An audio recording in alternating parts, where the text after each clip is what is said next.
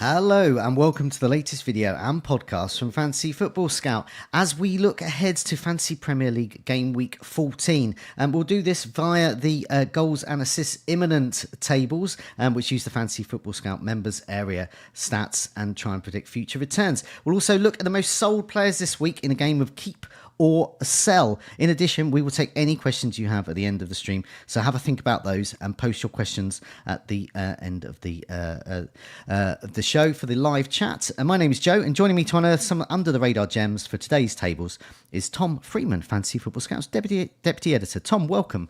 How are you? Hey Joe. Yeah, I'm okay, thank you. It was a bit of an underwhelming game week. I got 44 points here. Got the captaincy right. I got Haaland, but I also bought in Reece James for Matty Cash, which we discussed on last week's team reveal, which backfired spectacularly. But yeah, lots to think about. Obviously, game weeks are coming thick and fast now. We've got another deadline on Saturday and then a midweek round next week. So yeah, lots to consider and discuss here. Okay, also welcome to those joining us on Twitter. We are streaming this via YouTube and Twitter. I would urge anyone who's in the live chat for YouTube just to let us know that we are recording at the moment. We're using some bit of new tech, and I'm not getting any live playback, but it's telling me that we are live. So if you can let us know in the live chat that we are actually live, that would be a great. Meanwhile, those are joining us in the live chat: Eunice, Estin, Victor, Rixia, A. Dawson, Jamie, and many more. Rixia got 57 points. Got Gordon and Saliba, the difference for him.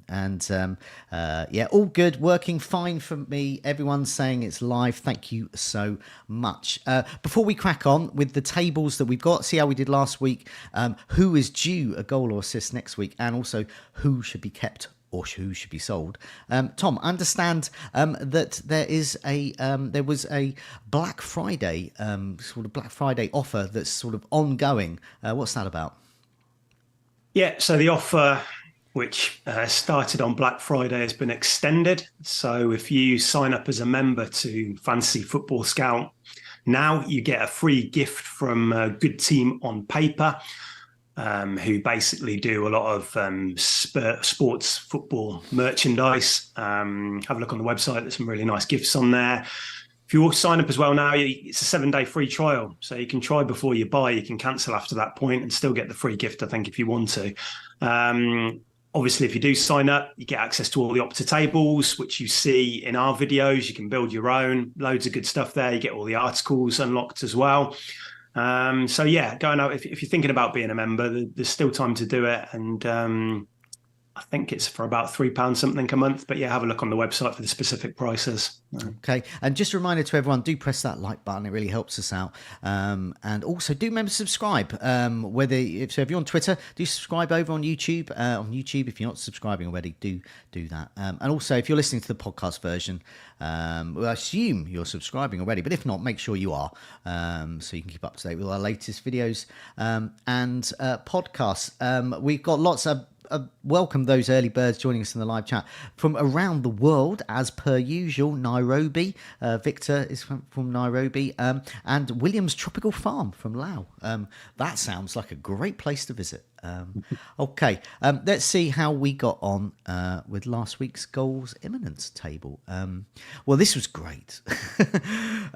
So I think we said if the Fulham players come in, we can get some smug points there because no one's going to get any Fulham players in. But Willian got his 2 goals there. But probably we're not going to be recommending Fulham players every week. But it's quite nice to get that.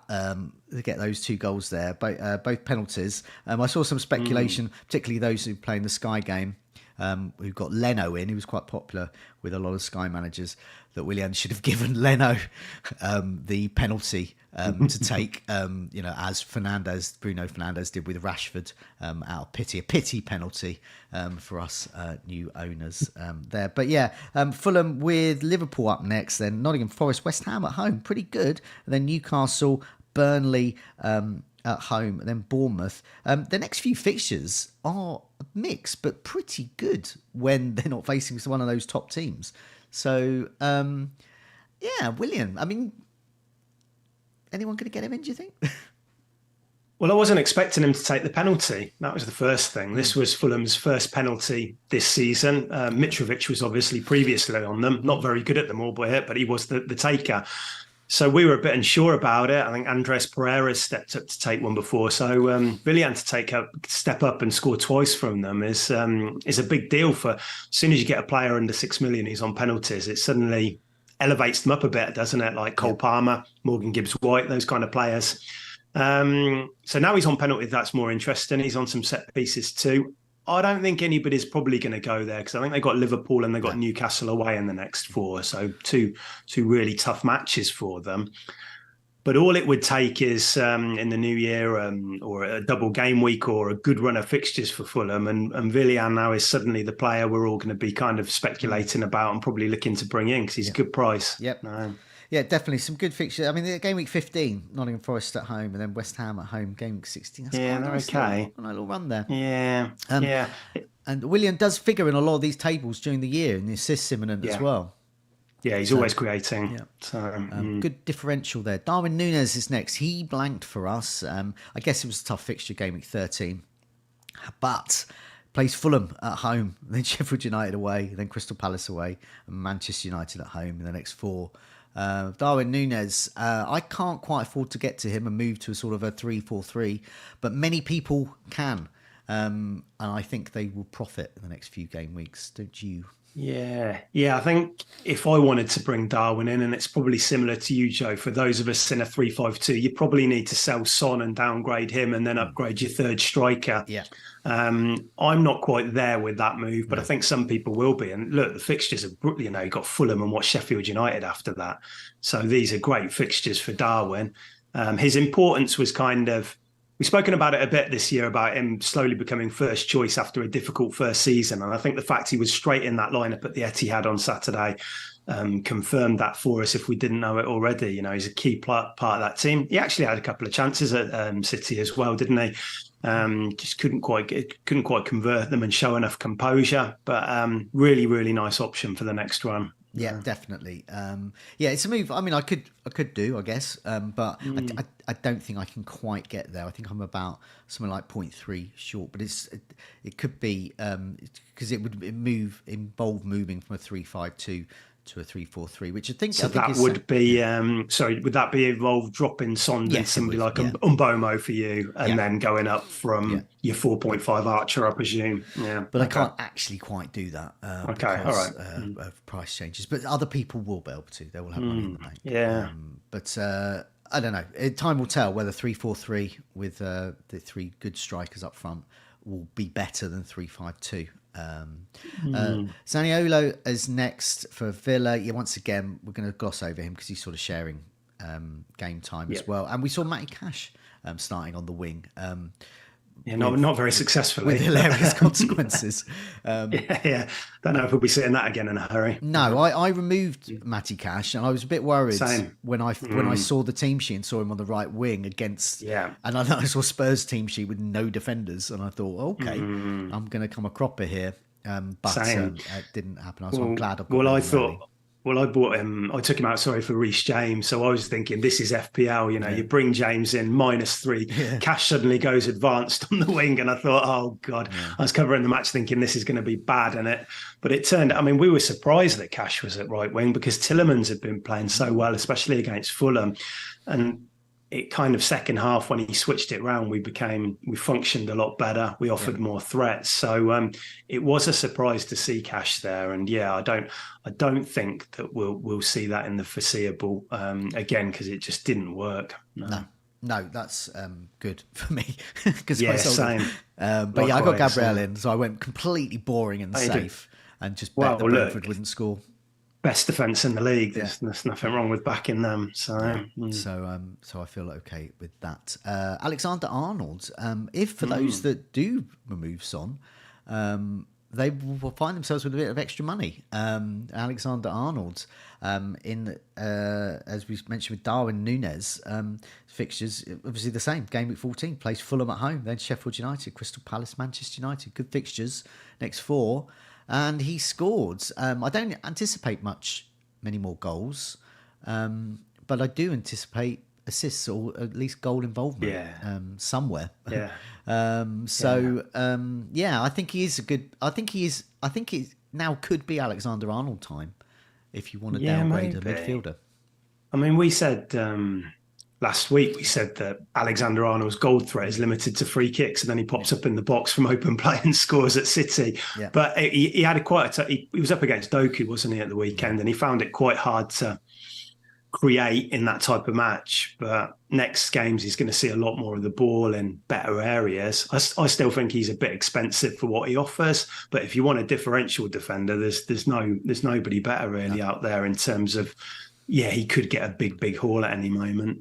Szoboszlai didn't get us anything. We have talked about him this season, but he's more sort of the assister of the assister. But a great player in real life, but for FPL, probably not. Well, the appeal was minutes, and he's actually got taken off early at City, and he got taken off early at Luton. So if you lose those minutes, which was all the appeal that he had over somebody like Jota and Diaz, who were getting taken off a lot, if you lose the minutes and you're coming off at 70 every week, then you suddenly become a non-option in that Liverpool team, which he might pop up again later in the season, but for now, I don't think I'd consider him. No. Edouard is next. He was a player that we mentioned in our talisman, or talis blokes, talis chaps, talis people, whichever way, or talismandums as well, if you've got two talisman in a team. He blanked there, but was good. He did have a goal disallowed for offside, I think it was. But it just shows that talisman table worked, because it just took it down to the basics of the game. get players that regularly involved with their team's goals. So it featured very unsurprising names: Salah, Haaland. It's got those types of names in there. I think the only biggest surprise in that table, which we showed last week, was that Scott McTominay was Manchester United's main goal threat. I can't remember. Was Solanke on it too? I think he was, wasn't he? Solanke which is why even it was so surprising that they went to Sheffield United and scored 3 goals, and he wasn't involved. But generally, those tables will pick out the players 9 times out of 10 who are going to return. So definitely. Fernandes himself got an assist. He always looks good whether he plays for country or club. But it's Manchester United's. He gave away. He could have got much more. Could have come away with a huge haul with a goal assist. That would have been maximum bonus. But he gave a pity penalty to Marcus Rashford, as he does, and Saka does that as well. Well, I don't know if Saka's penalties are in pity. He just gives them away. But Bruno Fernandes... I think the Havertz one wasn't it, when he gave it to Havertz? I think that was a similar one. But with Odegaard, he does seem to share it more. Whereas I think Bruno will be back on penalties. I think he'll take the next one. Yeah. But it'll be interesting. Story. Yeah, it'll be interesting to see if it kickstarts Rashford and gives him that bit of confidence. But they've got tough fixtures, haven't they, United? Anyway, they've got Newcastle and Chelsea and Liverpool coming up as well. So. Yeah, Newcastle away next, then Chelsea, Bournemouth at home, good, but Liverpool away, and then West Ham, and then Aston Villa at home. So it's a mixed bag. Kuna at Wolves. This is another smug point we can get here. We've been trumping Wolves players all season, and Pedro Neto first, then Kuna, Hwang. They're all delivering each week, and I wasn't expecting a 5-goal thriller against Fulham and Wolves, but nevertheless, here we are. And Kuna got his goal. Hwang was on penalties though, which elevates him above Kuna, I could say. But great to see a goal from Kuna there. I got him in and captained him in Sky Game. So I'm very pleased. Did you? Okay, that's a good shout. Yeah, with Neto out, he's probably the second best option behind Hwang, isn't it? Yeah. I think the Hwang on penalties is really interesting now, because he was a good asset before, and now he's a really, really good asset. So I think Cunha will find it difficult. But I looked earlier; Cunha has got 4 attacking returns in his last 7 matches. Yeah. So for the price, he's kind of ticking along. Wolves are a lot more attacking, like we've said loads this year.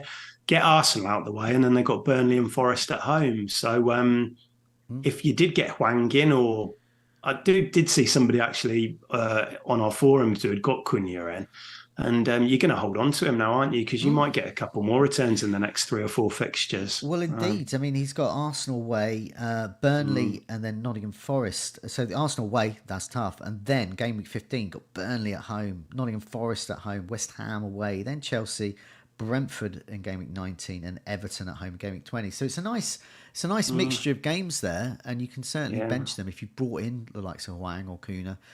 Pedro Neto's going to be back soon, I would imagine. I mean, it's been a while; he's been out. Yes, yeah.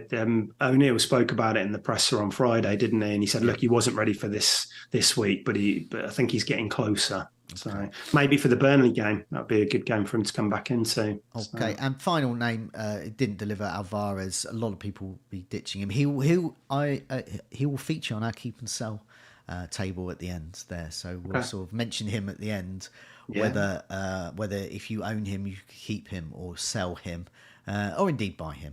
Let's not discount that possibility if you don't own him. Okay, let's have a look at the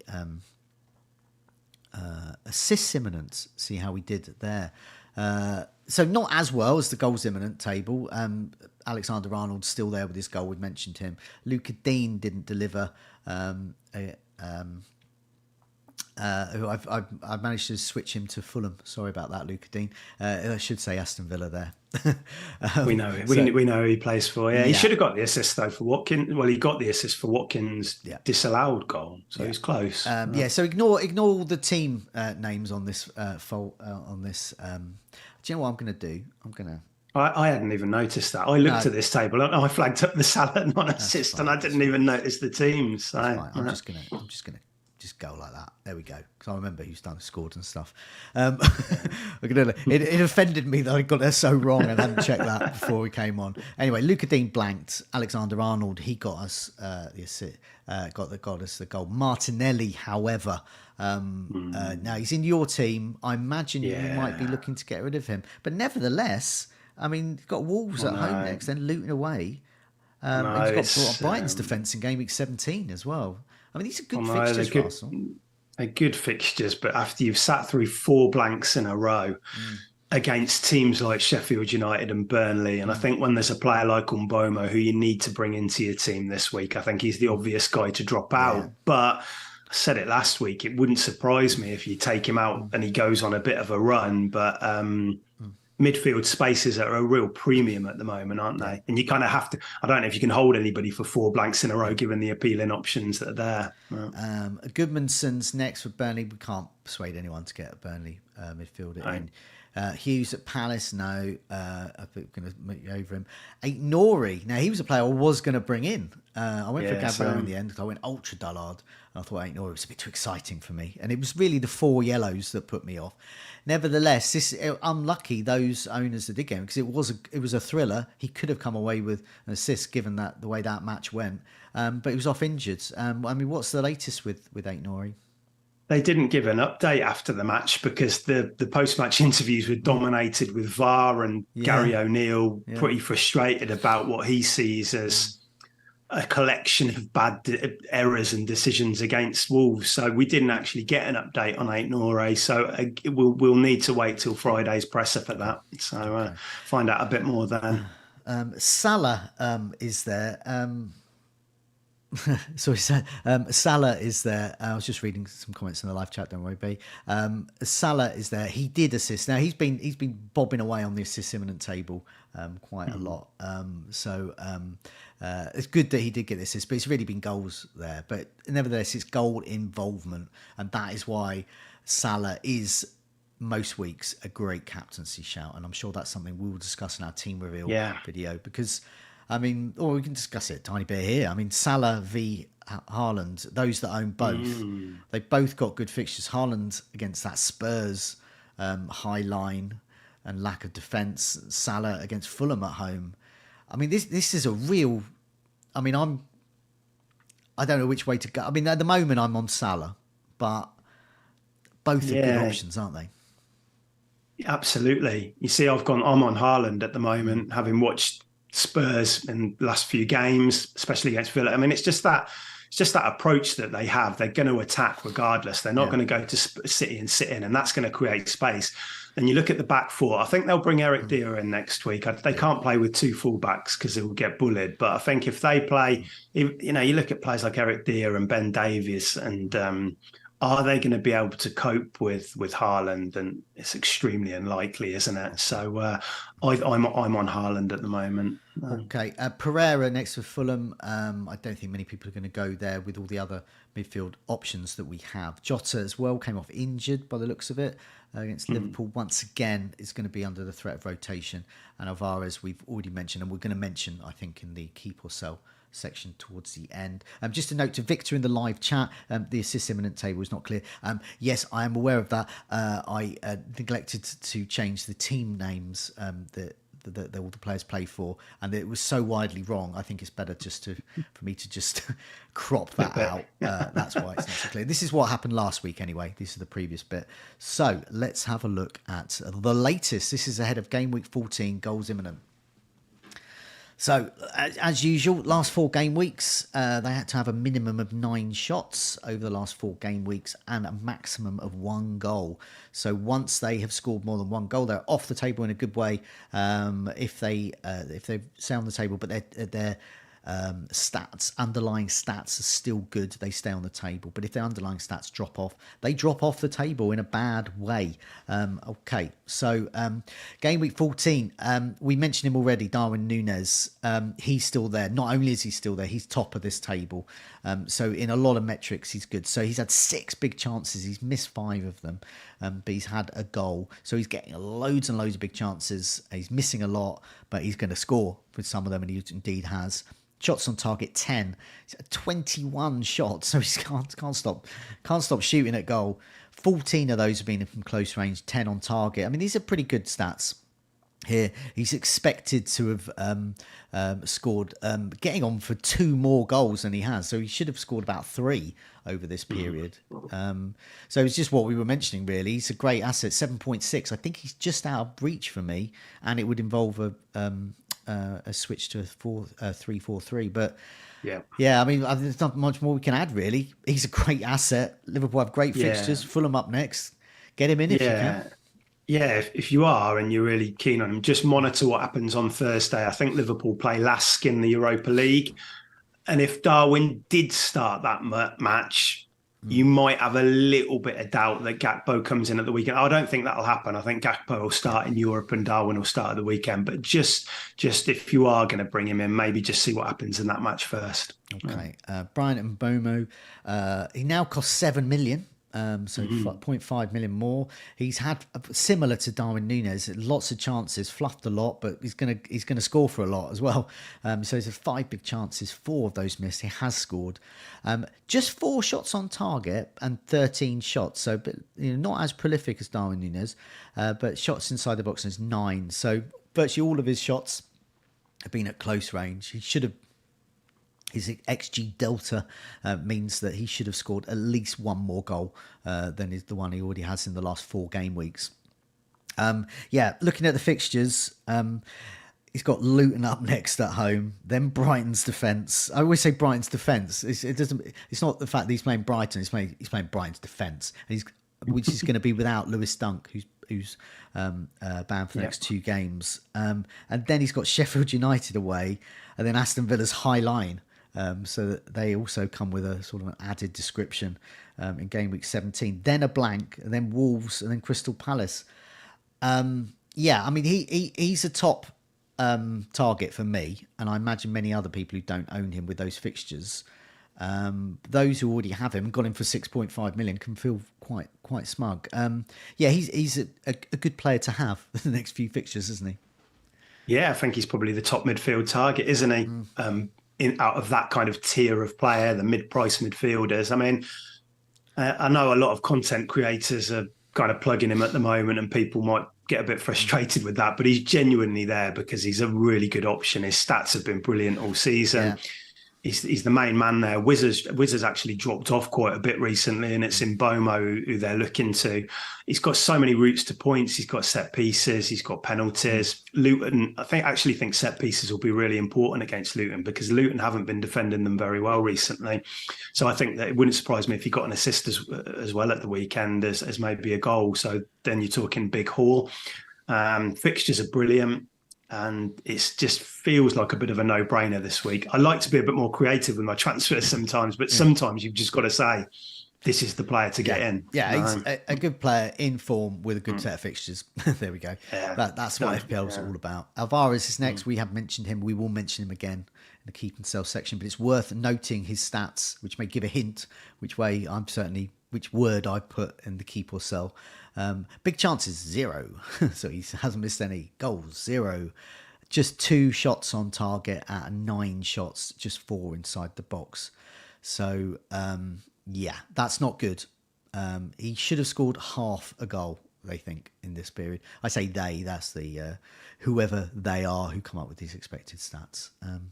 So Barkley at Luton, once again, I'm going to sort of 4.9 million. I don't think people are going to go for a Luton midfielder, especially with Brentford up next, Arsenal, Man City, the next 3. That's pretty poor. In fact, if you expand it, they got Bournemouth in Gameweek 17, then Gameweek 18, when you want to field your Luton player, they got Newcastle at home, so that's not great either. So Edouard, we've mentioned at Crystal Palace, he has scored. He has had a big chance to score from it. 10 shots and 4 on target. Yeah, he's a good asset, but Crystal Palace's fixtures, that sort of pocket of fixtures that we were looking at in terms of getting a Crystal Palace player in, they're sort of starting to come to an end. You got West Ham next, Bournemouth, and then you got Liverpool, Man City, Brighton. I think Brighton's actually a good fixture for Crystal Palace at the moment, in Game Week 18. And then Chelsea away, and then Brentford. So a mixed bag, and the run of good fixtures is sort of coming to an end, really. You've got a Palace defender, haven't you? Are you thinking of getting rid of them? Yeah, I mean, I think I need to make a defender move in Game Week 16. So I've got a couple more weeks, which I won't play Gahey at West Ham, but I'll play him against Bournemouth in the midweek round. And then after that, that's when I need to bring in a defender, because if you look at the defenders I've got, which are probably quite similar to other people, Game Week 16 feels like a bit of a problem. So I think you get 2 more weeks out of your Palace players in general, and then I think that you'll want to lose them. And for Edouard as well, we didn't mention it, but Eze being out again is a blow for them. Yes, Olise's back, but ideally you wanted Eze and Olise creating for Edouard, and that isn't going to be the case now for a few weeks. Yeah, they switch back to being a team you target for their defence if they've got good fixtures, which they do the next 2. But yeah, as you said, Game Week 16, it changes. I've got Ants in my team. Game Week 16, I'm either going to bench him or sell him. I don't know. Because I actually quite fancy Anderson to get an attacking return against Brighton. It's exactly the kind of fixture that... Palace notoriously do well against Brighton in these types of games where you don't think they're going to. They nick a goal, or they nick a goal. You have a lot of chances against them, don't you? Yeah, and Anderson, I think he almost scored in the last match. I think I was listening to the radio, and it was like I can't remember what it was. It was in the sort of the last 5 minutes. Anderson had a very good chance. That's exactly the kind of defender I want. A defender who has a very good chance in the final minutes to score there. Gibbs White. Soften the blow for you a bit, Joe, if you do concede. Definitely. Palace. I mean, over the years, I'm just it's just built in as a Brighton fan, and it would be as a Palace fan as well. The great Terry Venables, Alan Mallory Derby, there is. Always a tough one to call, I'd say, irrespective of form. Gibbs White is next for Nottingham Forest. Now, Nottingham Forest are interesting. Second in the ticker over the next 7, according to Fantasy Football Scout season ticker. They got Everton up next, then Fulham, Wolves, Tottenham's high line, and then Bournemouth in Game Week 18, which is a great fixture. So Gibbs White is potentially a player to bring in. But a lot of people were going for Chris Wood with Awoniyi out. But what's that about Gibbs? I mean, Gibbs White did well. He came away with with returns in that Nottingham Forest game against Brighton. Did he play because Chris Wood came off? Did Gibbs White go up front instead? I mean, what was is Gibbs White an actual option? Well, there has been talk about him, maybe because when Hudson-Odoi comes back, they've got Elanga on the left and Hudson-Odoi will compete with him. But there has been a bit of talk that maybe they could both play on the wings and Gibbs White could then drop into this central striker role. I'm not sure that's really where you want him, though, because I think what we saw with Wood at the weekend was that he drops very deep to kind of facilitate those wide players. And the wide players are the kind of the ones that are attacking the box from the angle. And that might be the players that you want in there rather than the actual striker. I mean, Wood, what is it? He's 4.9, isn't he? So he's a bit cheaper than Gibbs White. I think they're both decent options, to be honest. I mean, the fixtures, they've got Everton, Fulham, Wolves, Tottenham, Bournemouth. Yeah. At that point, my ticker cuts off, but they might even have a couple of other good ones after that. I'm not sure. So they've got, they've got decent fixtures. Good at home as well.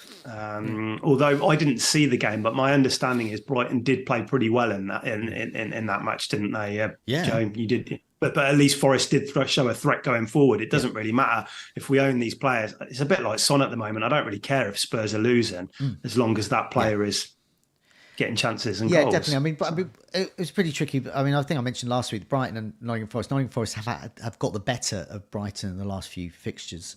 They played, but given the injuries, Fatty went off injured, Tariq Lamptey back off injured, Lewis Dunk off, and I think they had 25 minutes to go, and searching for the winner, searching for goals, and then. At the end of the match, basically De Zerbi did a David Pleat and just. Or if anyone's seen that FIFA video of Steve Bruce outpacing the entire Newcastle team in victory, that's what De Zerbi was doing. He was so excited, and it was, I mean, that was like a cup final. I mean, winning after all of what had happened during the game, and beating a team that had notoriously got the better of Brighton. I thought, that was a very good victory for Brighton, definitely. Okay, Iwobi's next at Fulham. I don't think people are going to go there, but I'll read out his stats anyway. 5.3 midfielder, and he has scored his last 4 game weeks. He's only had one big chance to score from that. He's had 5 shots on target and 10 shots in total. So not someone to be totally discounted, but I don't think many people go there. Kuna, we've mentioned at Wolves. I'll read out his stats. Once again, 10 shots, 7 inside the box, 5 on target. So he's an option, definitely, especially with Wolves fixtures over the next 7 are really good. I mean, apart from Arsenal, they got, as I mentioned, they got that Burnley and Nottingham Forest game. In 15 and 16. Bruno Fernandes, 8.3. I mean, gone are the days when Bruno Fernandes return is going to dent your rank. I don't even know what his ownership is now, but I haven't seen him in a single team in any of my mini leagues, so certainly not someone I worry about. Got 9 shots though, 3 of those on inside the box, 4 on target. It's really sort of penalties when he's not giving them away out of pity, and assists his calling card. But he's not a player to mention. You mentioned about the fixtures there. Newcastle up next, then Chelsea, Bournemouth good, then Liverpool. It's not a great one. Semenya Bournemouth 4.6. He brings up the rear. He's exactly the kind of player that's going to get us a return, and we can get some smug points. But people aren't going to go there, are they? No, I don't think so. I mean, he's cheap. Yeah, but you've got his starts aren't completely nailed, so I think you're going to be looking at Archer over him if you want that security of starts, or if you're not bothered about that, don't spend 4.6, go 4.3 from Obama. He might even get a few more minutes after a good cameo at the weekend anyway. Okay, Alex in the live chat has come up with a plan for Morgan Gibbs White, get him up to Gameweek 16, then switch to Palmer. Right up until Gameweek 21, then move to Gordon up to 25, and then go for Wang up to Gameweek 31. I mean, that is great, but best laid plans and all that. I'm not sure whether that's going to come to fruition. But that's a good way of following the fixtures. I like the price point. I just think there's an argument, because I've looked at something like that too, but I just think there's an argument to get Palmer now with Brighton up next. The problems at left Brighton haven't got any left backs fit at the moment, have they? No. They've got Dunk out. This feels like a really good game for Parma. So Yeah. do you kind of risk Gibbs White for Everton, Fulham, and then move, you using a transfer there that might be better used somewhere else? So I'm looking at Parma this week because of the injuries. Yeah, I am too as well, even as a Brighton fan. Given the fact that Chelsea have handed Brighton the GDP of a small nation over the last couple of years for our cast-offs, I think there's basically beef in that game. It's the beef derby. and so they'll go for it. Worryingly. Let's have a look at the assists imminent table. So Luca Dean's still there. So what's the latest with fullbacks at Aston Villa then? I mean, who is the best one? I mean, not that we would go with an Aston Villa defender in the next few, but thinking ahead. Say for example, Sheffield United game week 18. They play Sheffield United game week 18, and Manchester United, then Burnley game week 20. So, I mean, they're on my radar, but not at the moment. For the next few fixtures are pretty tough. But, yeah, who would I go for when fixtures get better? When they're both playing fullback, Luca Dean is a better option than Matty Cash. He gets further forward. He puts in a lot more crosses. There has been always a bit of doubt with Luca Dean. One, because he tends to blow hot and cold, which, to be fair, he hasn't done this year. He's been really consistent. He's been one of our best players. But there's that threat of Alex Moreno coming back. Now, I don't think Alex Moreno is going to get into the team ahead of Luca Dean anytime soon. It'll take a bad performance from Dean to kind of make that happen. But I do expect Alex Moreno to get a few more minutes in Europe, and then you wouldn't be surprised once the fixtures really start picking up if he maybe plays the odd game. But Dean's in the driving seat. He's playing really well, and we're winning games. So why would Emery change Dean at the moment? It doesn't make any sense. But there's always going to be that risk if you do bring him in. Cash is a bit more secure on that right side, in the right back role anyway. That's not to say Konza won't get the odd game there, and Cash to be dropped with a lot of fixtures coming up, but generally Cash is the more secure option than Dean. Okay. And Pau Torres, I mean, he scored. I mean, I know that's going to be unusual for him to score. He's not going to score every week. Yeah, well, he's nailed. But he's nailed into nailed the team. Play. And he good. Makes a lot of passes, so he's good for bonus in that terms. Scored a couple of goals, which is a bit surprising because he isn't brilliant with his head, but he's managed to score. I mean, it does help when you're up against two fullbacks in the, I always thought when the team sheet came out, Villa could pose a threat from set pieces because of that. And they did. So, but yeah, I think, I just don't think look at a Villa defender, obviously now, and then we'll revisit it in a few weeks when the fixtures turn and the landscape may have changed a bit then. Okay, Alexander Arnold's next. We've already mentioned him, but it's worth noting that his assist potential is very strong. Game week 14, so he's playing Fulham up next. He's created 9 chances last 4 game weeks, had 12 corners, has scored, as we mentioned, and he's had 4 successful crosses. So it's 7.9 million. If you are finding yourself with a bit of extra money, Alexander Arnold is a good option, I think, for the next few. Fulham, Sheffield United, Crystal Palace, and then Manchester United game week 17. I think these are good fixtures for Alexander Arnold, myself. Goodmanson, we've mentioned, just worth mentioning, 4.8 million, 12 chances created, 13 corners, 11 successful crosses. But that's no good if Burnley aren't going to score that much regularly and are going to lose a lot. Martinelli, we've mentioned at Arsenal, is in your team, but may not be a game week 14. 11 chances created, 7 corners, 8 successful crosses. I mean, does have Wolves up next, but it could be time to move on. Alvarez, we've mentioned, and we'll mention again, I think, in our keep or sell section. 11 chances created, 34 corners. So he's having that De Bruyne role, but not as good as De Bruyne. That's basically his season so far. So he's going to get the odd return. Pereira at Fulham. I mean, I'm rattling through these because I don't think a lot of these are players people are going to go for, but Pereira at Fulham, 10 chances created, 16 corners, 6 successful crosses. I mean, he was brilliant last season. And he's still quite good this season, as the stats show, but he was 4.5 million. So, which is why we all had sort of 3-4-3, and we could actually field Pereira most weeks anyway if you had an injury elsewhere.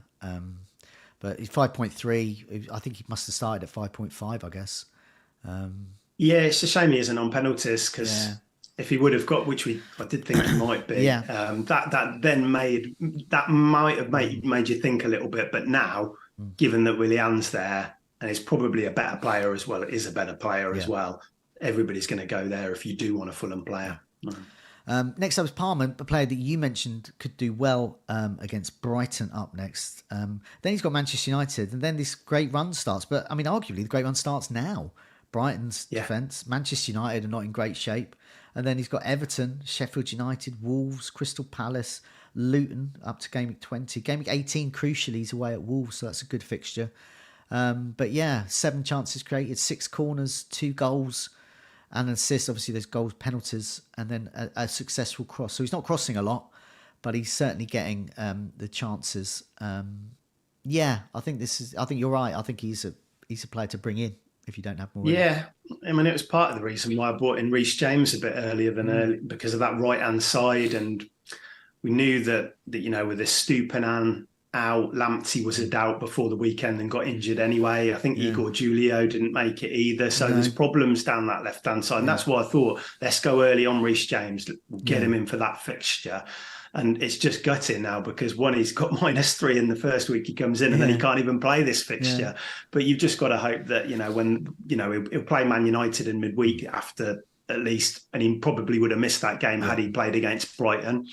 So, but Palmer, I think, he's 5.3 million playing in an improving Chelsea team. I know they got beaten at Newcastle, but a lot of teams have got beaten at Newcastle this year. Arsenal did a few weeks ago. So I think that once the fixtures turn, starting with Brighton, I think that I don't think you can go wrong with them. I'm certainly. I mean, I've got a Dingra, and I'd always planned to bring Palmer in for a Dingra at some point, but I just might do that now. I might do that. Would you consider, because obviously Sterling's hit a bit of form as well, hasn't he, Joe? Is that a consideration? He is a consideration as well, and I could potentially have the money for Sterling, but I think I would prefer to get the guy on penalties and give myself some money in the bank because I still have Areola, and I can do better. In the Sky game, another mention of the Sky game, I kept Onana because it's got limited transfers, and Onana's probably been the only goalkeeper in any format to be any good this season. Yeah, they've got 3 clean sheets in a row, haven't they? Because people the narrative is Manchester United are pants, but some of their assets might not be from an FPL or other fantasy formats, and Onana is one of those. He's actually a good goalie. He's saving a lot, and he's keeping clean sheets. And Maguire as well. Yeah. He's cheap, isn't he? Yeah. And I had the choice between Maguire and Livramento, and I went Livramento, but I'm a lot of points down now because Maguire's been delivering. Yeah, definitely. So I'd like to have some money in the bank. I mean, I'm quite happy to go into this game with a couple of million in the bank. Because I've got Lamptey as well. It'd be good to upgrade him. Perhaps I might need 500,000 more for that. For game week 18, especially when I want to field whoever's in that spot. Areola, it's just, I mean, I think I would prefer to have Raya at Arsenal. I'd prefer to have Onana at Manchester United, despite the fixtures. I'd prefer to have anyone. I mean, then of course, there's Alisson is reportedly out for 5 weeks at Liverpool. So Kelleher's could be an option. Absolutely, yeah. I mean, whether or not people have got a transfer to use on a goalkeeper, but they might have. If you've got 2 free transfers and you can get Mbomo in and then change, it's actually quite interesting that if he was confirmed out for 5 weeks, I could just move Martinelli to Mbomo and then make a goalkeeper move to get a better goalkeeper from a much better team, more secure. That might mean not going for Palmer though, so I don't think I'd do it. But it's really interesting if Alisson is to be out for a period of time. Definitely. It's worth noting that West Ham do have Crystal Palace and without Eze, so that suddenly switches Crystal Palace to much more defensive side. So I think I would keep Areola for that one, but I certainly would like that option at some point. Fernandez, we've mentioned, just worth mentioning his stats: 20 corners, 6 successful crosses, 8 chances created. I think with Bruno Fernandes, I'd like to see more of those chances being created there. He arguably hasn't had people to actually aim at, So perhaps Yeah. that's why he's not creating so much. Because I looked, Martial did pretty well at the weekend. I watched the game and I thought that, he looked, I mean, they've got Højlund's come back in, haven't they, as well? I don't think they've turned a corner, but I think that it was a step in the right direction, that performance. And Garnacho, I mean, what a goal from him. Yeah. Fernandes, I don't think now's the time for it, given that it's, Newcastle and Chelsea. And a reminder with Salah, I mean, everyone knows about Salah, but he's created 9 chances, only had 1 assist the last 4 game weeks, but he's been on this Imminent table a lot. Sorry, I've got a cold at the moment, so I'm trying to hold off a massive sneeze, as I mentioned Salah. But yeah, he's created 9 chances and 3 goals and assists and 2 successful crosses. So he's still got assist potential, according to this. So what we're going to do, have a look at here. I've got a little table I've got called Keep or Sell. So I'll put that on. Before I put that up, and just a reminder to people to do press that like button. And also subscribe if you're not subscribing already, whether you're watching on Twitter or YouTube. And I'm not calling it X at the moment because everyone still calls it Twitter. But I could say X, formerly known as Twitter. But most people know it as that. Okay. Also, while we're looking at the keep or sell, do have a think about some questions in the live chat and do put them in with a question mark there so I can easily read them out. So what me and Tom will have a bit of, we'll answer as many questions as we can after we've had a look at this. So do, if you're in the live chat on YouTube, do have a look at those questions and do post them there. So keep or sell. So what I've done is I've looked at the 3 or 4 most popular players to transfer out, and those so I haven't and those that aren't being transferred out because they're red flagged with a serious injury. So obviously there's a number of players that are being heavily transferred out, but they've got like a red flag, or they're, say for example, Lewis Dunk's going to miss the next 2 games, for example. So these are players that are either unflagged or do have a yellow or orange flag and could be back. So, for example, Matoma was spotted in training running around happily. Bowen, we think, may not be as serious. He could indeed be back this weekend. So it'd be a shame not to mention them there. So what I've done is I've done those that are most transferred out, looked at their expected goal involvement per minutes of their last 6 matches, what their next 5 fixtures are, and then I've delivered an arbitrary, godlike verdict: keep or sell. And that's just me. So Tom may or may not agree with those, and you may or may not agree at home. Okay, so Cash, Aston Villa, 90,000 transfers out this week. His minutes for expected goal involvement over the last 6, every 400 minutes. So it's pretty poor, but what you probably expect for a defender. He's got Bournemouth up next, who are resurgent. Man City and Arsenal, who are good, Brentford, who are good, and then Sheffield United. So it doesn't become good again until Sheffield United. My verdict is sell. What do you think, Tom? Keep or sell? Yeah, I think he is a sell. I think he's okay to play at Bournemouth, but I do think we'll concede in that match. So then you're relying on an attacking return. I think he'll be back at right back. Yeah. So obviously the chances of that diminish. We've also got a big game in Europe on Thursday at home against Legia Warsaw, which we really need to win to get through in the Conference League. So taking all that into account, I think you can play him this week, but I think he's generally, if we have to say keep or sell, he's a sell. Okay. So. Bear in mind, this isn't net transfers out, so I haven't looked at transfers in. So some of these players, so for example, Watkins a bit further down, he's had 33,000 transfers out, but he's also had, I think, 48,000 transfers in.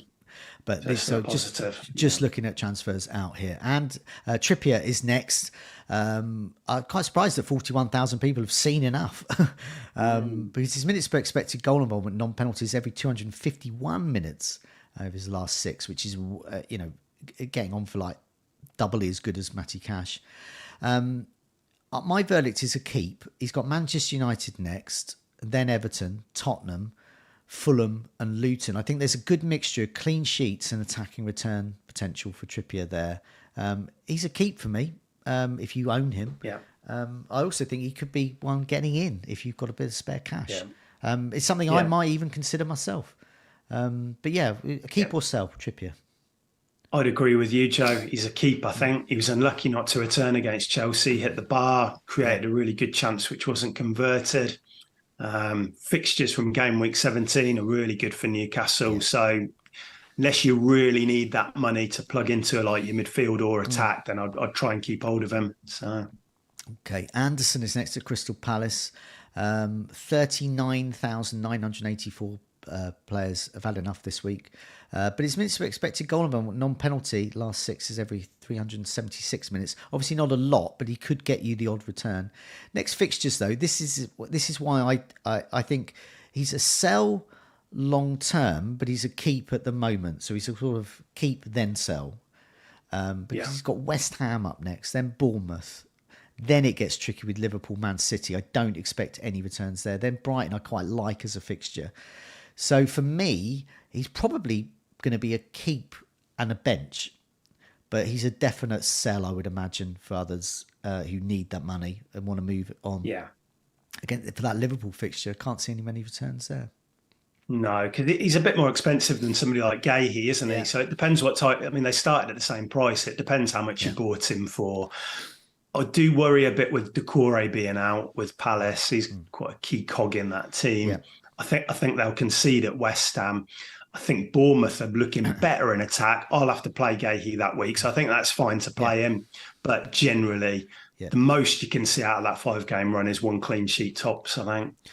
Just worth pointing out that Garrick in the live chat has pointed out that Trippier is actually on 4 yellow cards as well. I still, even despite that, I still think he's a keep because I'm quite happy with those next run of fixtures. And if he misses one, so be it. As long as you've got someone to come in off the bench, and then of course once that booking comes in and he gets that 1 match suspension, then it will. He's going to need a rest. He's going to need a rest anyway with the volume of Champions League games they've got. If it's a suspension, then so be it. I think you've just got to hope that it's maybe that Tottenham away game, and then he's back in for Fulham and Luton. Yeah, that would be perfect. So that's why it's a keep for me. Moving on to midfielders, Matoma, 244,917. So getting on for 250,000 of his owners have had enough. Minutes per expected goal involvement last 6. This is last 6 matches, not 6 game weeks, by the way. Every 295 minutes. I would have hoped that would have been better. But he nevertheless, he's got Chelsea up next, then Brentford, Burnley at home, and then Arsenal and Crystal Palace. I would say sell. I don't own him, but if I did, I would consider selling him if you don't have Mbomo. I think that is a very, very easy switch to do. But if you can afford it, Matoma, I just think the fixtures are quite mixed. I think he will get returns, but I also think he could get rotated with Europe and just in general. If he's clearly not 100%, I mean, he didn't even make the squad last game, and question marks, and that's a sell. So yeah, if you own Matoma, would you sell him? Yeah, I would. I think. I mean, it's not really because of the player. He's a great player, but there's just so many good or better midfielders, I think, in FPL terms, given the fixtures, given the fact that Matoma's got Europe as well, carrying a bit of a niggly injury or whatever it is. So, I think he's a sell for me. Okay. Bowen next, 200. So he was the most, hugely transferred in the previous week. Injured. There was a lot of speculation whether will he start or not. I kept him thinking he was going to play. But didn't make the squad. Transfers out 217,099 managers have seen enough, but it's minutes per expected goal involvement, non-penalty last 6 every 190 minutes, so that's much better. He scores most of his goals away, but nevertheless he has Crystal Palace at home next, Tottenham away, Fulham away, Wolves at home, and Manchester United. He is a keep, but the caveat there is if fit. So if we get to team news on Friday or towards the end of this week and he still hasn't trained and David Moyes is doing the usual few knocks and niggles and, we're going to have to assess him, then I'm not interested in that. Then it's time to sell him, obviously. But if he's spotted in training and Bowen is fine to play, then those fixtures, his form, he's nailed on this, particularly in game week 18 when we're going to need those sorts of players, particularly a rotation. He's exactly the kind of player that's either going to play, he's going to start, or he's just not going to be in the squad. He's not going to be sitting on the bench and coming on for 10 minutes. That's just not his kind of thing. I think he's barely missed a minute of games, so he's got to be pretty injured to not. So that's my thing. He's a keep if fit, but if not, obviously a sell. Yeah, it'll be interesting to see what happens because they play on Thursday night in Europe, don't they? I'll be surprised if he plays that. Now, Moyes will speak after that match. Will he do a proper presser? I presume he will do. We might get 2 bits of info from him, but if there is any doubt, I think he's probably a sell. I don't know if you can hold him. You can keep on holding a player given that unless we get something concrete. If Moyes says out for this week, he's definitely back for Spurs, that's different. But if there's uncertainty, which probably will be, I think he's a sell. Yeah, definitely. Next up is Son. 132,080 managers. Minutes per expected goal involvement, 168 minutes, though. He's pretty good over the last 6 matches he's played. Has got City next, but he does have a good track record against City, but that was in an old Spurs side with Kane as well. West Ham United at home, then Newcastle at home, so mix there, then Nottingham Forest away and Everton at home. I'm going to say he's a sell because I don't like him as an FPL asset in a Spurs side without Maddison. I've got Porro. For the second week running, Porro has outscored Son and he costs half the price. So because I do have Porro and because I captained him against Villa and he didn't do anything against that high line, and I thought, well, Son against the high line, that's his calling card. And, if he can't be trusted there, then I think with that huge price that he's got, I say if he was 7 million, keep him. You can put up with the odd return, but for getting on for 10 million, I want more. I want much more than that, and I can use this money elsewhere. So for me, he's a sell. What do you think? I'm inclined to say he's a keep. Ooh. And now I think I would have said a sell after that Wolves game, but he had 3 goals disallowed against Villa, and a couple of them were very tight calls. And I think I think the way they played against Villa offered a bit more encouragement. I thought Lo Celso coming in, Brian Hill, there was Kulusevski in like a central role in the first half. There was a bit more creativity there. They're not going to play as well as they did do when they had everybody fit, obviously. But I think Son playing as a centre forward, they haven't had a penalty yet. I think if he's on penalties, which we think he will be as well, I think you can sell him, but I think he's a keep for me. Again, what are you going to do with the money if you do sell him? That's the thing. If you're going to go to a 3-4-3 and there's a plan to bring in a Darwin Núñez or something, then fair enough. But if you sell him and you're sticking to the same structure, I don't really see why you need that money specifically. Well, I think he's a keep. You can upgrade Areola. You can upgrade your 5th rubbish defender ready for game week 18. Yeah, you can bulk up the squad, I suppose. Yeah. And also you can upgrade elsewhere. Say you haven't got Saka, you want to get Saka in, for example. So absolutely. Son down to Saka is only, I think it's only $1 million there, isn't it? 9.7, 8.7, 1 million. Yeah, you're right. Definitely. Yeah. So I do think there is options to do that. So for me, I'm a Bowen and Son owner. We'll talk more about it in our team chat in a bit, but which will be a separate video, for this week. But Bowen and Son. So Bowen is a doubt. I want Mbomo. Bowen out from Mbomo is fine.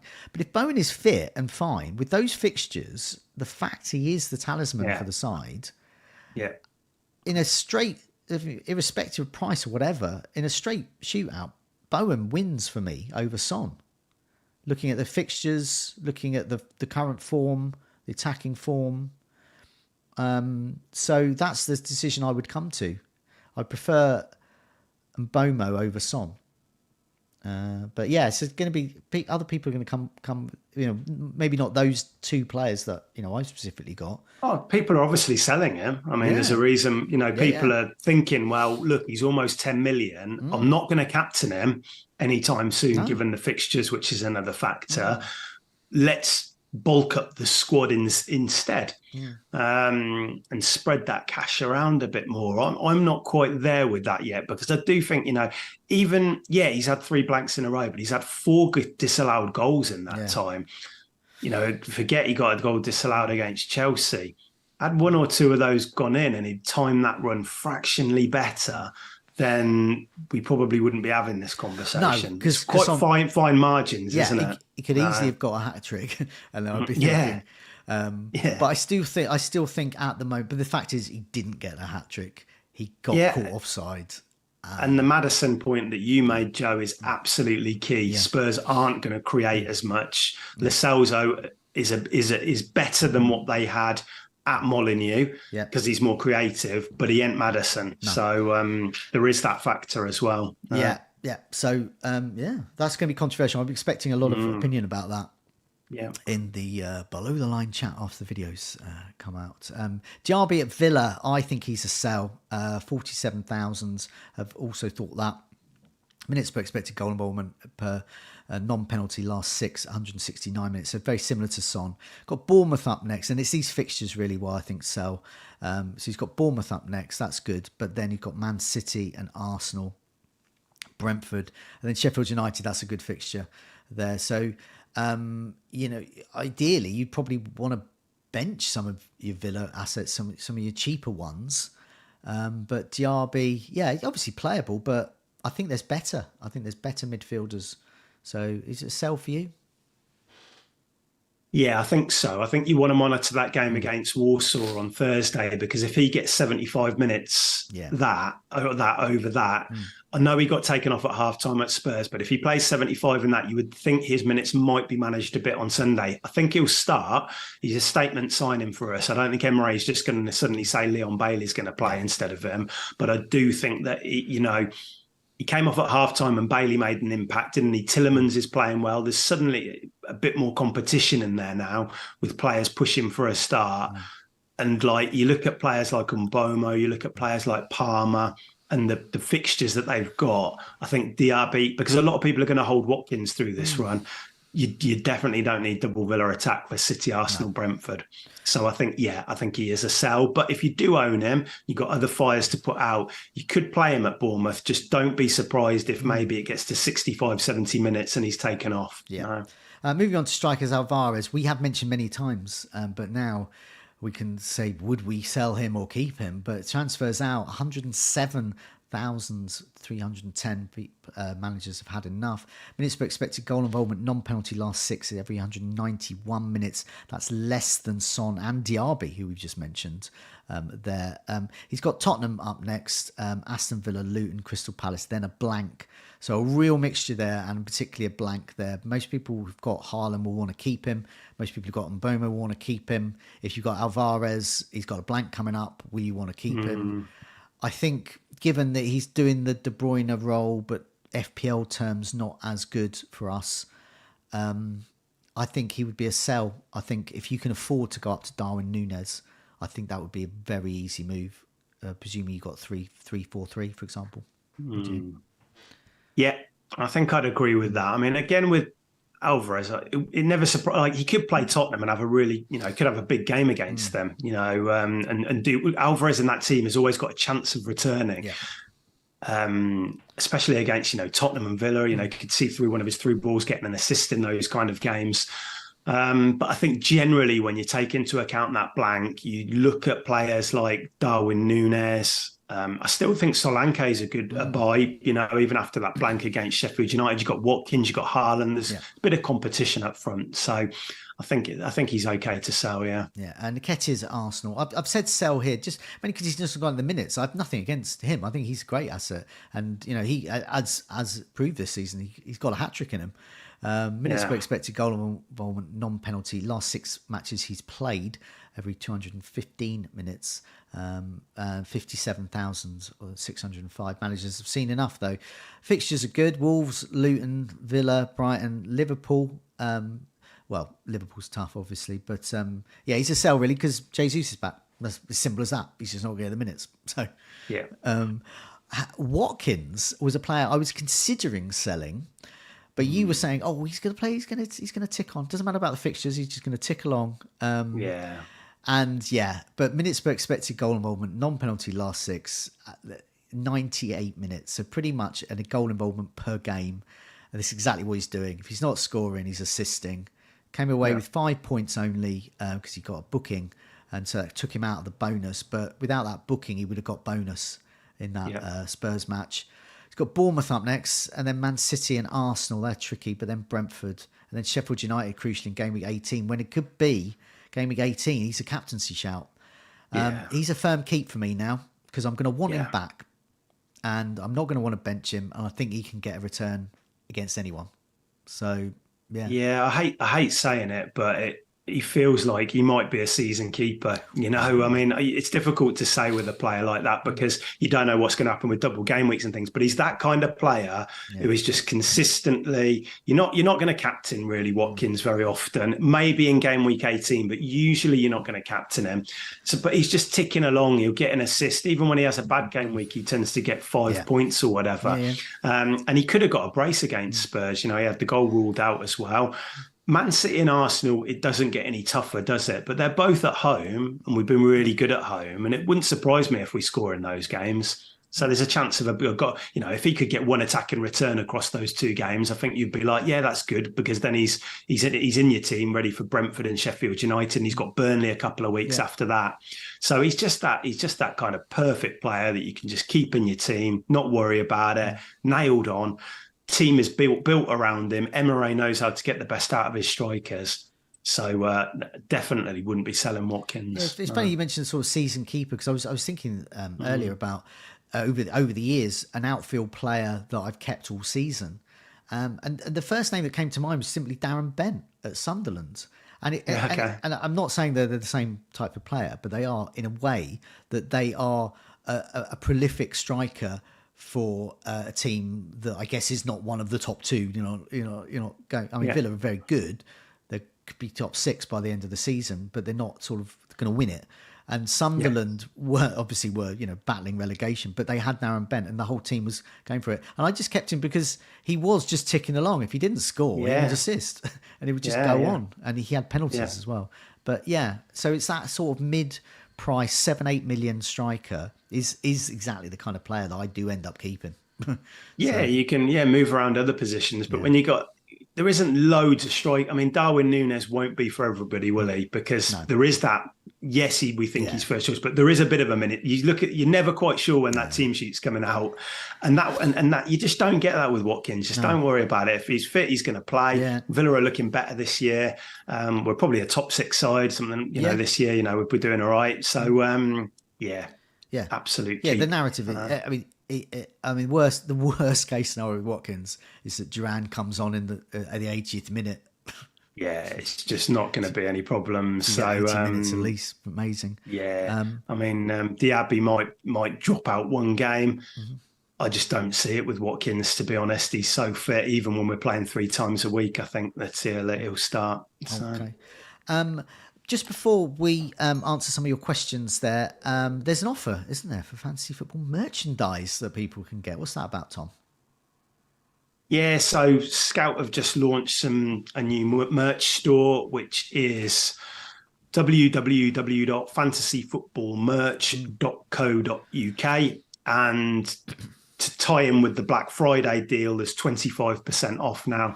And so there's various kind of beanie hats and hoodies, jumpers, T-shirts. So if you want to get Scout branded up with Scout gear, then go and have a look at the merch shop and get a discount. Okay, let's have a look at some of these questions that come on the live chat as well. Ahmed's Elise thoughts. Well, my thoughts are, now without Eze, that just makes Crystal Palace a bit more defence-minded. So it makes me think I don't mind their defenders on their attackers, but also with Elise, the fixture run is coming to an end, really. They've got West Ham and Bournemouth, but then it gets tough with Liverpool and City. So I would say a no for me. Same for you, Tom?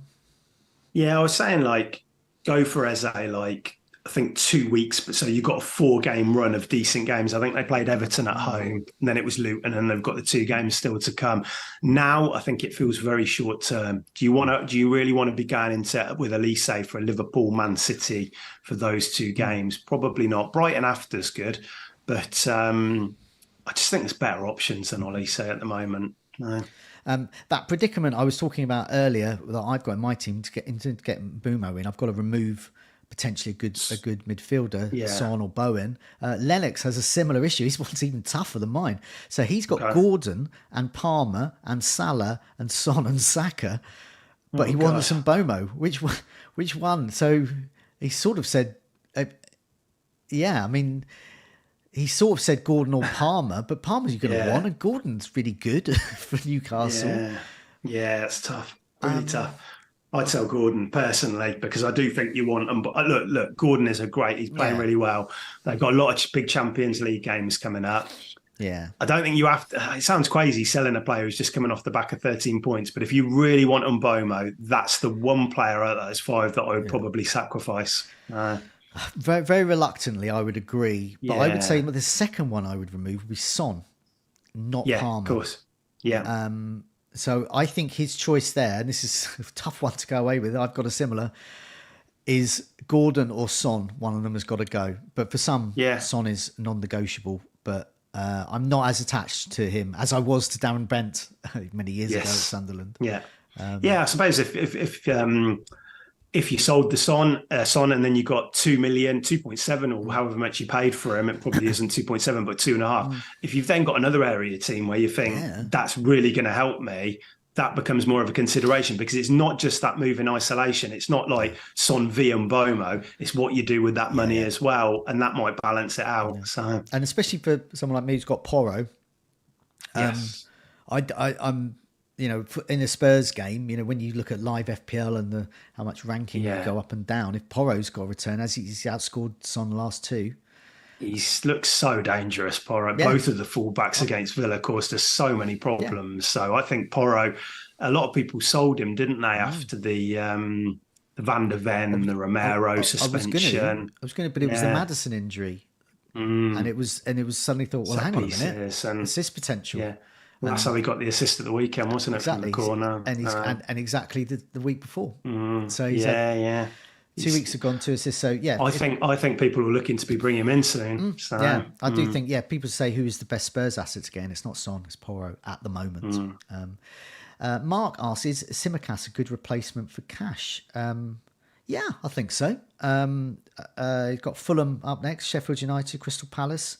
I think next 3, I think there's clean sheet potential there. There could be some rotation though. Gomez can play with him, so I would imagine. I think it's very possible that he misses out one of those games, but probably plays 2 of those next 3.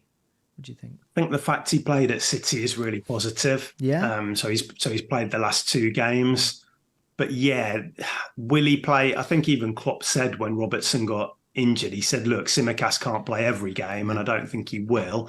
So there might be the odd game that he rests, but I think Liverpool lose too much in attack when they go with Gomez. I just don't think he offers enough. He's cutting back onto his right foot all the time. And so I think Tsimikas is going to play most matches. You probably only got, you could play him against United. I don't think that's a terrible fixture. But you probably only got 3 or 4 before that Arsenal one. But at that price, what is he, 4.7? I think you can easily bench him as long as you got a squad, haven't you? I've got him, benched him this week, which I'm glad of. I benched him the week before, which I was less glad of. We got 15 points. But he's exactly the player you can have, you can play, and you can bench in tougher fixtures, or if you've got better defenders that week. Andrew is echoing the thoughts that I've been talking about earlier with my own team. Would you consider Son out to Mbomo, releasing funds for Raya in, and also upgrading Taylor? That's exactly my thoughts. I've got Lamptey, I've got Areola, I've got Son, I haven't got Mbomo. I would like to do some upgrading. Maybe not those upgrades this week, but I do think Son is a sell for me, but others will disagree. Yeah, I just think if you're looking at the ticker, I'm just looking at it now. So you take off that City game, so we're looking at it early next week, and you've got 3 of the next 4 at home after that. And I know they're tricky. Like they've got West Ham, Newcastle, Everton at home, and a trip to Forest. They're not. If you take that City one out, then suddenly you're thinking, okay, it just depends how you see. If you think Spurs are going to struggle to create without Maddison, sell him. Yeah. But if you think other players can maybe step up, I still think that Son's going to tick along with goals. It's personally. Game Week 18 at home to Everton, when he will be a popular captain, but I'm not. I mean, Yeah. I'm not there captaining him. I think Spurs can go Spursy, and Yes. so for me, I'd be looking at Game Week 18 at a Villa player, Watkins. Watkins. Yeah. Watkins at home to Sheffield United. That And if yeah, that's there is that's captain for me. somebody at Spurs, if you don't want to invest 9.7, but you Yeah. want a Spurs attacker, there's Brennan Johnson there Yeah. now. He's playing. He's going to get chances. He's what 5.8 or something. 5.8, yeah, playing while Yeah. Richarlison's out every game. Yeah, so if you want to get into that Spurs team, but you don't want to put all the money into, there is another option there, and I think Brennan Johnson's a great player, and I think he had a chance at the weekend. He's not as good as Son as an option, but he could still do okay. Okay, just time for a couple more questions. I'll just go down the list.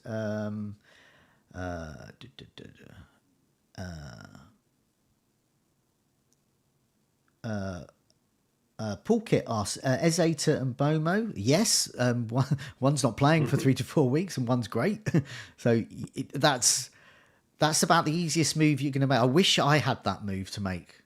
Instead, I'm looking at, which great player shall I remove? Yeah. That's just that. Sometimes an injury helps, doesn't it? It forces you into that kind of decision. And he is, however, saying that he might have to do cash to Taylor in order to fund that. That I don't mind that.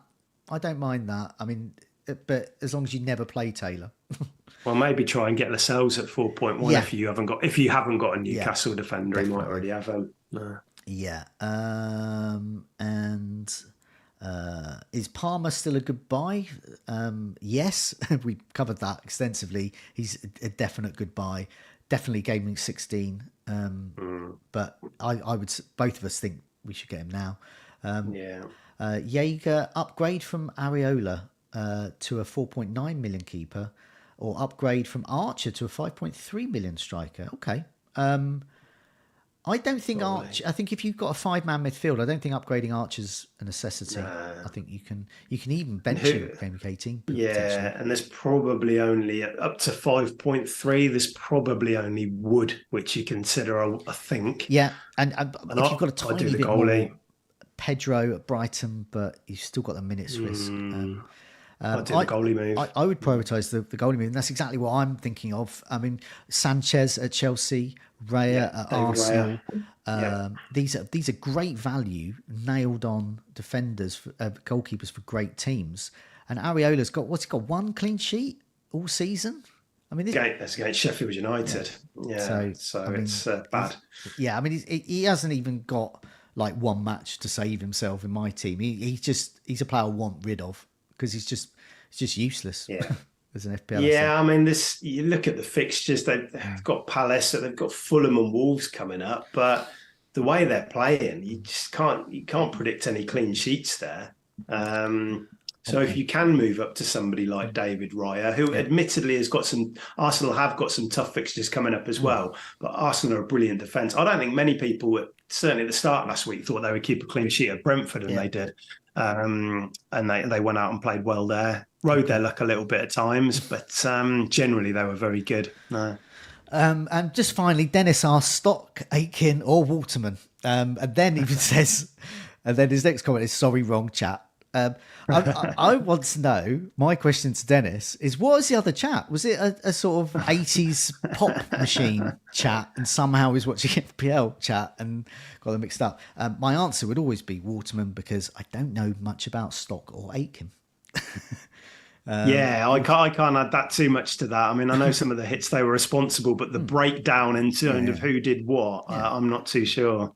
Yeah, and you know, if the question was best song, it would always be Rick Astley song. So, but yeah, I'm very interested. I hope Dennis comes back into the live chat another week, or lets us know in the comments below. What the hell? What the hell happened there with his FPL chat, with his YouTube chats? What was the other thing he was involved in? But thanks a lot for that. Joe Eunice asked, finally, Joe, you haven't mentioned your tour of the lower leagues. I did go to Cheltenham briefly this weekend, but I didn't go to see the match. I wish I had, though, because Cheltenham beat Oxford, who are promotion chasing, 2-0. Rob Street scored for Cheltenham, then got sent off. So they played with 10 men for most of the match. and still managed to beat them. And but meanwhile, Yeovil, who I didn't get to see, they lost tragically 4-1, I think it was, to Welling. So my West Country Lower League tour, I didn't take in those matches, but that was the latest from those there. Okay.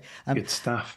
Thanks a lot for joining me, Tom. Thanks a lot for those that joined us in the live chat. So we didn't answer all the questions. We answered as many as we could, particularly that crucial one from Dennis there, who still hasn't revealed what was the other chat he was involved in. Thanks a lot for that. Me and Tom will be back for another video this week, revealing our teams and our thoughts there. We've touched on some of those issues there. Obviously, do press that like button, and do remember to subscribe as well, particularly those joining us on Twitter. If you've managed to last out the last hour and 21 minutes, whatever you're doing, making your lunch and listening away to us, do subscribe on YouTube so you can access all of our videos for during the week, and you can get alerted to them. Thanks a lot for your time. Good luck with the game week. We'll see you for Goals Imminent again next week. See you later. Cheers, Joe.